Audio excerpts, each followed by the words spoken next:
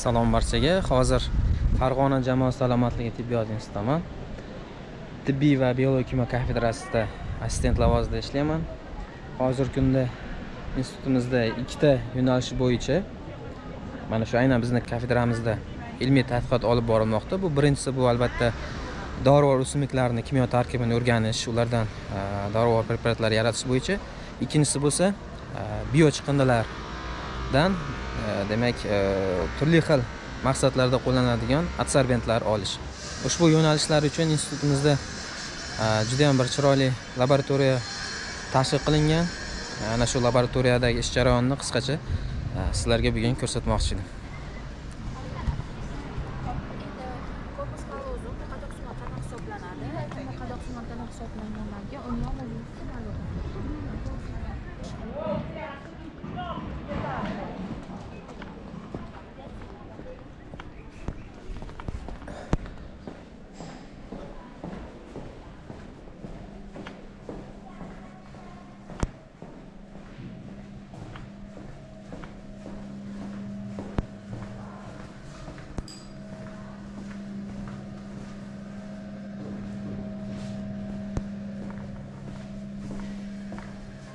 Assalamu alaikum. Hello sir, how are you? All at home, thank you. And now, how are you? Thank you, good. Can you tell us please in brief about your research? Well, my research is the synthesis of sorbents derived from leaves of Orientalus platanus. And right now we are having hydrosorbal pyrolysis that is done at moderate temperature up to 280 degrees. And as you can see, it's an autoclave or reactor that has lining of this kind that's thermal resistant. So this can be done for up to 300 degrees Celsius. Inside it you can find distilled water, and I'll show you now. Please.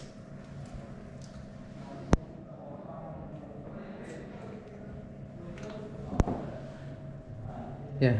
It will be more visible if I put here. So by this way, this is the mildest way I think to synthesize adsorbents, right, from the bio waste using water. So one of the signs of good sorbents is formation of bubbles. Now I hear some bubbles. However, when it is warm, when it is heated, you can hear more bubbles. Because this sorbent absorbs much humidity. And that's why right after treatment, this has to be placed in the sector with silica gel to prevent moisture. Okay, now you are precipitating, right? Yes, so it's necessary to wash properly to remove the color. Otherwise, it will interfere with analysis.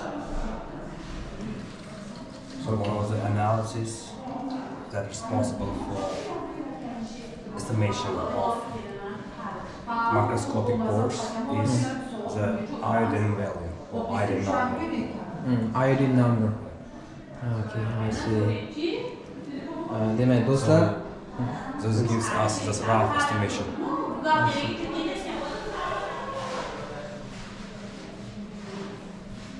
Umuman olganda do'stlar, demak bu yerda ko'rib turganlaringizdek mana bu narsa bu avtoklav deb yuritiladi. Ya'ni buning ichida juda ham yuqori bosim bo'ladi. Yuqori haroratgacha chidab beradi. Bu yerda asosiy ish mana shu biochiqindilar asosida demak adsorbent olish. Aynan bu jarayonni tushuntiradigan bo'lsak, mana shu narsaga o'sha biochiqindi solinadi. Bunga ma'lum miqdorda suv quyiladi. Uni pH o'zgartirilishi mumkin, kislota quyilishi mumkin yoki ishqormi boshqa. Undan keyin mana bu avtoklavga solinadi, mahkam bog'lanadi hamda pechga ma'lum soatga qo'yiladi. Harorat ham bu yerda o'zgartirib moslashtirsa bo'ladi. Demak, 200 gradus, 250 gradus, 280 gradusgacha yoki 10 soat davomida, 5 soat davomida har xil. Natijada ana shu biomassa uglerodga aylanadi. Endi hosil bo'lgan uglerod demak, ana shu adsorbent vazifasini bajaradi. Endi uni boshqa xil nima deymiz, metal oksidlari bilan yoki boshqa narsalar bilan modifikatsiya ham qilish mumkin bo'ladi. Bu demak adsorbentlarni olishda yumshoq usuli hisoblanadi. Ya'ni ikkinchi usulni bilamiz, bu biochar. Biochar usuli, ya'ni bunda yuqori haroratda kislorod kam bo'lgan muhitda demak ana shu biomassa uglerodga aylantiriladi.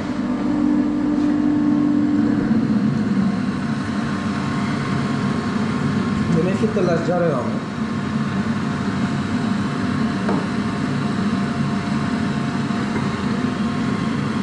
Bu qurilma haqida ham ma'lumot berib kelsak, bu vakuumli nasos.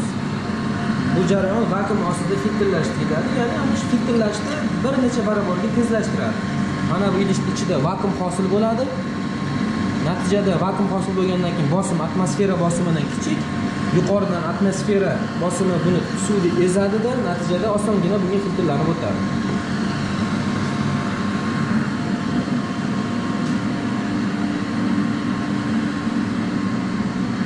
Buni tadqiqot qilish uchun institutimizda demak juda ham bir yaxshi sharoitlar yaratilgan.